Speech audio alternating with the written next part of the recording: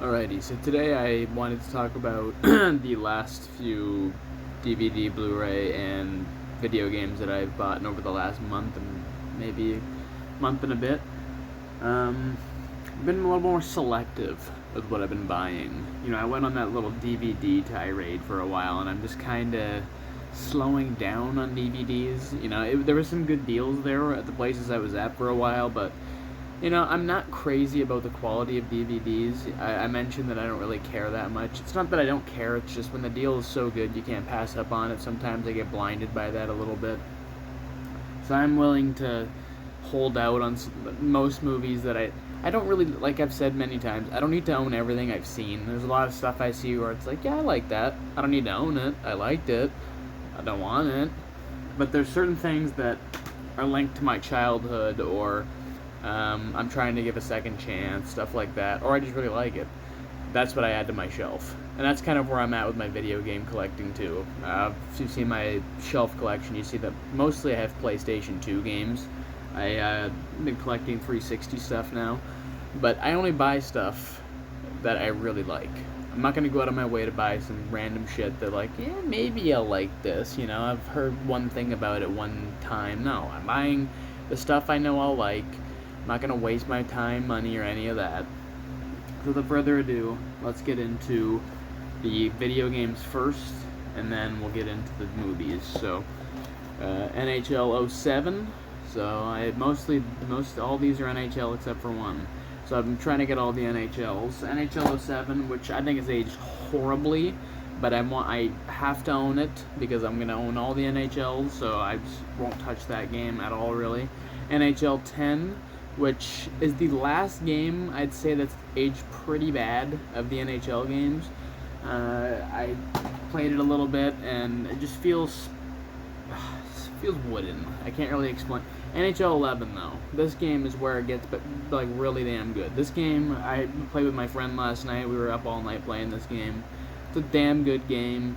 Obviously, it's aged, in some aspects, but this is the first game with broken sticks in NHL. It seems like a ridiculous thing. It took till 2011 for that.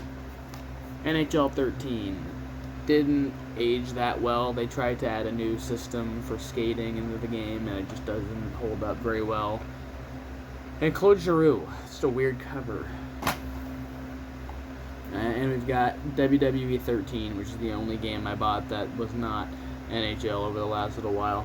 I have not really got to play this game because the Xbox that I got doesn't read discs, so I have to send that back and get another one, which sucks, but shit happens, and I'm really excited to play this. I was playing this with my friends last night a little bit, and the Attitude Era mode is pretty damn cool. Get to play as all of those wrestlers that we all love.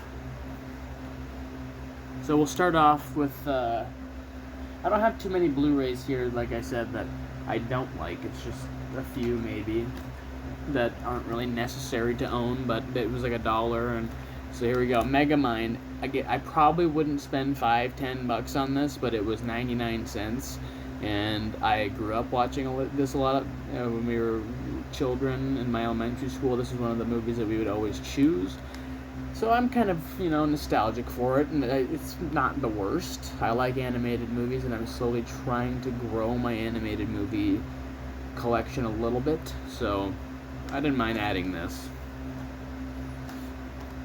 And this is the only movie that I added that I don't really know why I bought it, but I'm going to try and give it a second chance. I watched it in high school, and I didn't like it that much. Watched it for drama class, and I remember thinking, man, Martin Scorsese's made a lot of better movies than that. So I hope that when I rewatch this, I'll enjoy it more. If I don't, I'll just bring it back to Salvation Army or whatever the place is called, or thrift store, and drop it off, and they'll take it and sell it to somebody who wants it, because I don't know if I'll like it or not, to be honest with you, but I just thought, why not give it a second chance? Barely remember it.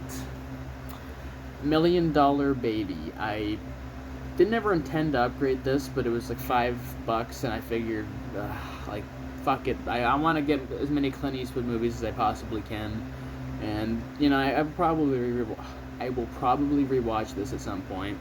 It's not like on the must-watch list right now where I'm going to put this in first to rewatch, but I watched this in full screen on DVD, so I kind of want a better way to watch this if I ever decide to, and this is the type of movie that I've never seen on a streaming platform for free. It's usually $4.99 or $10 you have to buy it on YouTube or something, and I just would rather own the copy of it. As you all know, I'm a physical media person. I don't like buying media, and I hypocritically, I've been buying video games on Xbox, for the last couple of years on the store, which is why you look at my shelf over there. There's not that many video games. So I'm catching up in that aspect where I, for some reason, got lazy where I was buying stuff on the Xbox store instead of just going and buying stuff. So don't do that with movies. American Beauty. I had to upgrade this. I've been looking for this forever on Blu-ray, especially new. I wanted a newer copy of this for some reason, just so I can unseal it and feel good about myself. I love this movie. We can't really talk about Kevin Spacey anymore because of all the stuff he did, but oh well, he's a good actor, especially back in the 90s. He had a lot of great movies in the early 2000s. I love this. This is great. It's aged well. It's got a very good plot. I think every man hits that point when they hit 40 or something, when their whole life just flashes before their eyes, and they start working out in their garage naked. Tomorrow Never Dies, the last Pierce Brosnan Bond I needed, and there's a new thing called thrift books, which has become my best friend, because you find things on there that you didn't think you were ever going to be able to find on Amazon or eBay or in person. I never thought I was going to find this movie on Blu-ray, to be honest with you. I'd never seen it anywhere in my life, even on Amazon, so I was worried. And there are some James Bonds that I've accepted I'm probably going to have to just buy the set at some point to get all of them, but I wanted this by itself. I wanted all the Brosnan Bonds, and thank goodness I found it. And it was cheap, I keep looking for stuff like Living Daylights, and that's like $50 minimum. That's without shipping, and I don't know how I could swallow that just for one movie, that I'm never really going to watch. It's the problem with James Bond. I want to own them all, but who's going to sit there annually, and I'm going to watch all of them. There's too many movies, man. I'm not going to sit down and watch every James Bond every year. So I didn't even know this existed. I'm glad I found this. A little line down the middle. Looks like somebody dropped like some water on it or something. This is the 4 Dirty Harrys before Deadpool, which do I really even need to see it or own it? I don't really care. I've heard nothing but bad things about it. I've wanted to see Dirty Harry my whole life, and so I figured, why not get 4 of them? I didn't know this existed, this 4-pack, where it's all, this is so perfect, to have it all in one thin little slip case like that, and very rarely do you get Blu-rays where they do the double Blu-ray, you can put them on top of each other, which I personally like. People hate that. I like conserving room, because once you get to a certain point in a collection, you want to save room. So with something like this, I'm happy that all 4 of the, I'm not even going to say all 4, because the Enforcer was so bad that I was questioning what was happening, because at that point I'd never seen Sudden Impact, so I was worried, like, if this is this bad, this is almost 10 years later, Sudden Impact worse, and it wasn't. It was a lot better. But the Enforcer, terrible film. Terrible. But the other 2, the first 2, I think Magnum Force is my favorite. And of course, Dirty Harry was a good film. Yeah. Get off my lawn. Even though it's the wrong movie. It's my favorite Clint Eastwood quote.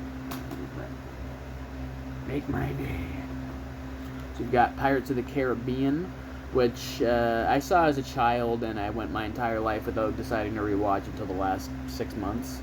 And I decided, you know what, I want to rewatch it. And I remembered almost nothing about this movie, so it's a good thing I decided to rewatch it, because I thought I remembered stuff about this that I just didn't. So, and I like this movie a lot. This is one of those fun adventure movies you can put in and watch with anybody, female, friend. You can watch it with a group of buddies or whatever. It's a fun movie, good cast. Back when action movies were still fun, and movies in general were fun. And it's a damn shame that, in my opinion, the rest of the franchise does not live up to it. So we've got the second one right here. I'm going to have to swap cases because it's starting to peel. But I'm not a big fan of the second one. A lot of people online say it's like almost as good as the first. And I don't agree. I think the CGI is great. but I don't think that the story is that interesting beyond the first one. Even there's parts of the first that drag on. So to me, that was a fun adventure movie that should have just been that. But of course, it made a lot of money, and the ride is popular, and everybody knows the attraction. So why not make a franchise out of this? And I don't know. This movie bugs me. The ending feels very abrupt, because you know they're making a third one, which is right here, and I think this third one is awful.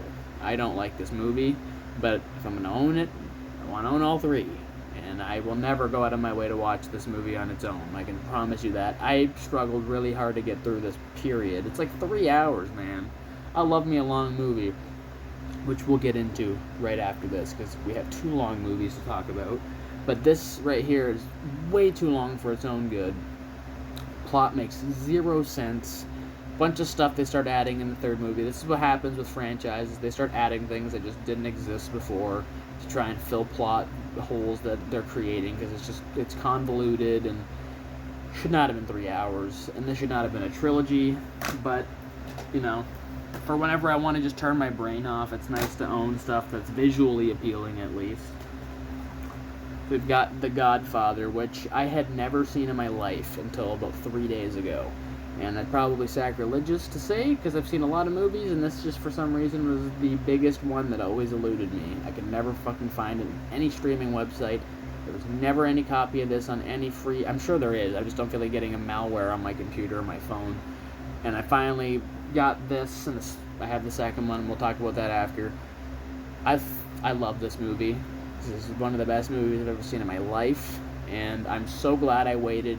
I'm so glad that I didn't watch this as like a 15-year-old where I had no idea what was happening and I couldn't really appreciate it. I loved it. I really did. This was everything I was hoping for, with all the hype and all the... I'm going to have a controversial opinion, though. So Godfather 2, which, to me, this is going to really piss people off, probably. It's very overrated.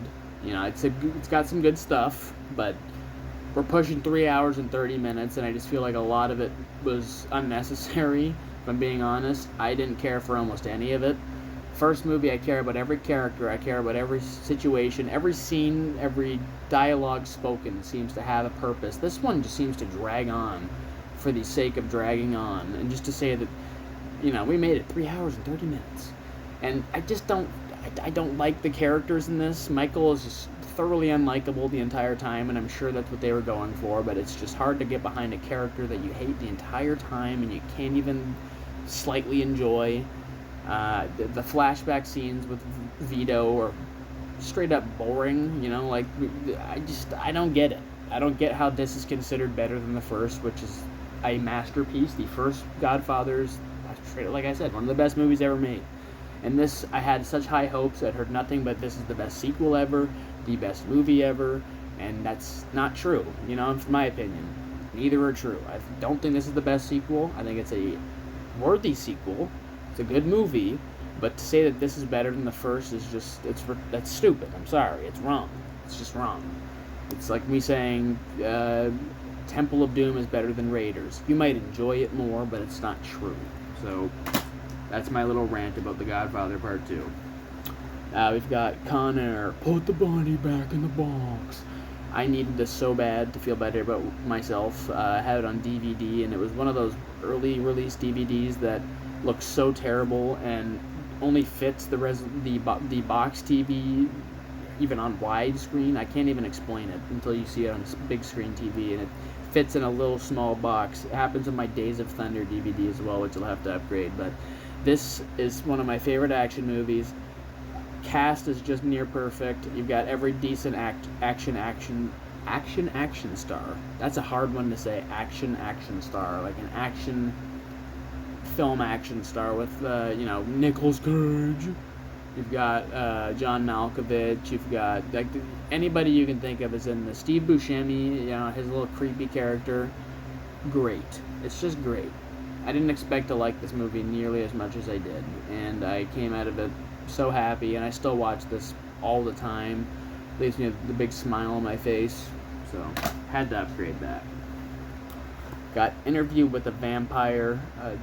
I think Tom Cruise plays the villain so much better than when he's playing a normal character. I've said it forever. Collateral in this, I just love him. I just think that he truly comes across as a scary person, even though he's this small little guy. He's just got this weird thing where I can't explain it. And maybe that's why they cast him as Jack Reacher. They thought that same thing would somehow carry through. It didn't. But in this movie, him and Brad Pitt have some pretty good chemistry. Kirsten Dunst kind of steals the movie, and she's like 12 years old. I just love it, you know. There's not much more I can say other than I love it. Antonio Banderas is in it. When I think of vampire movies, I think of this and The Lost Boys. So I just had to own this, and even it's got one of my favorite actors at the beginning, Christian Slater. I'm upset that guy never really reached the highs that he could have reached, but whenever he's in a movie, it instantly makes it better for me. So that's a must-watch, in my opinion. Now, I Am Legend. In order to get the deal on that thrift store website I was telling you all about, I had to get a movie that fit under $4, and I searched, and I searched, and I searched, and I searched for possibly an hour, maybe even longer, for a Blu-ray that not only I wanted, but somewhat could reason with adding, and I couldn't find anything, and I really just came down to, there was a couple scenes in this that were like, I don't hate it, I don't hate the concept of it. Am I ever gonna reach for this? Probably not, but I'm trying to grow my horror shelf, and like I said, there's a few scenes that maybe I'll watch it sometimes on a rainy day that it's like, you know what, I feel like watching that Mustang scene where he's driving through the city or talking to mannequins. Maybe I'll put that in. Doubtful, but maybe. Now we've got Halloween 1978, which I've stated multiple times. I think it's one of the most overrated movies ever made. And, I mean, it's just that. It's created this terrible franchise that we've got 13, 12 movies of now, and maybe 2 or 3 of them are watchable, out of all of them.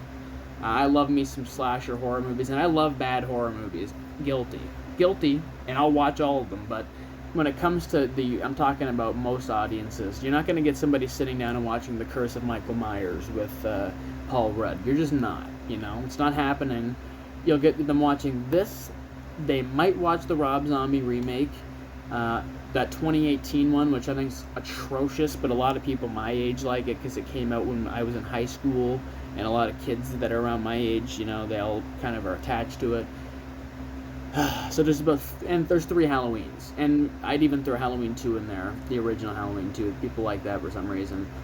I just don't get the hype for this movie. I just wanted to own it, really, so I can say I own it, and how sad that sounds, and I just contradicted everything I tried saying at the beginning by saying what I just said, but there are some movies I can make that justification with, and this is one of them where I almost feel like I'm not a film fan if I don't own it, so it feels guilty, again, it's almost guilty of me to not own it. It's almost like not owning The Godfather. I just felt kind of, like I have to. And, you know, this might grow on me over time. You know, I like certain scenes in it, but I've always said I like the Rob Zombie remake more, and everybody goes, what? It has the biggest reaction ever, but I don't have that connection to this, so it's just, I went in with a fresh mind, and I came out of it liking the new one more, so I guess hate me for it. And the last thing that I have, is it the last thing? Did I even talk about this, or did I just bury this? I think I buried this. Talk about this first. The Virgin Suicides, which is the only DVD that I bought recently, and this was brand new, and this is one of those like special cased DVDs that I'm guessing whoever bought this watched this once because they were expecting a fun, you know, coming of age love story, and what they got was the most depressing movie ever made about kids, little girls especially, struggling with having the most abusive parents possible and being taken advantage of by people, and it's a fucking horrible movie to watch when it comes to that, but it's great. You know, it's a great movie, but you know what I'm saying. It's horrible to see these girls go through all this. They all end up dying, which is just crazy. They all kill themselves, you know, spoiler alert, it's what's called The Virgin Suicides. I guess I didn't look too deep into the title. I thought that was more of a metaphor. And, you know, coming out of it, it was kind of shocking that, wow, shit actually was dark. And last but not least, another triple pack, which I love. These are becoming my best friend because, again, they save space. So when I saw this triple pack of 3 movies that I desperately needed to own on Blu-ray, yeah, I'll take that. V for Vendetta, another movie I have to rewatch in the next little while. Slipcase is sliding a little bit. I saw it in high school. Another one that we watched, I think, in drama class. Maybe it was for a different class. I don't remember exactly what class that would have been for. But we definitely watched it in high school. And I didn't hate it, but I didn't love it like everybody seems to. It was always in top 10 lists for best superhero and comic book movies of all time and stuff. And again, it's 15, 16. There's a lot of stuff at 15, 16 I didn't like that I'll absolutely love now. So I'll give that another shot. Watchmen. Didn't like it, had never seen it. It's another 3-hour movie that didn't need to be 3 hours. I was shocked at how long this movie was. And I didn't like it, Pretentious. Typical Zack Snyder. The guy's made 2 good movies, and it's been 20 years since he's made a decent one. And Constantine, I've owned on DVD forever, and I figured I really need that.